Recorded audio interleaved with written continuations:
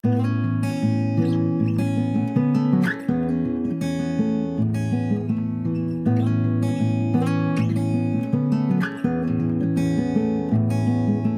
me la Lessinia è un territorio che piano piano se ne capisce la sua complessità, cioè non è un qualcosa di semplice, la montagna, ma forse un po' tutto il nostro territorio.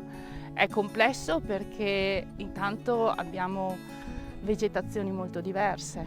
Ci sono aree dove magari c'è più frutticoltura, ci sono aree dove è più predominante il bosco, i prati, i pascoli e ancora più in alto gli alpeggi. E la Lessinia è tutto questo, non è solo un piccolo pezzetto. E credo che si sta piano piano comprendendo questa complessità che non è facile da gestire.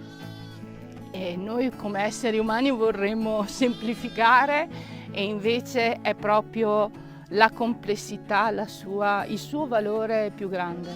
Ed è questa complessità che va preservata.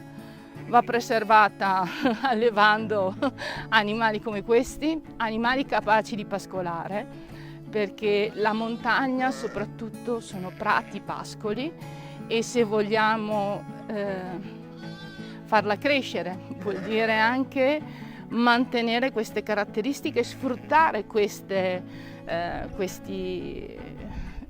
elementi naturali che permettono anche l'economia, permettono l'economia legata all'agricoltura, ma non solo, sempre più sicuramente il connubio turismo, agricoltura, ma senza avere qualcosa che predomini sull'altro, ma sempre con grande integrazione.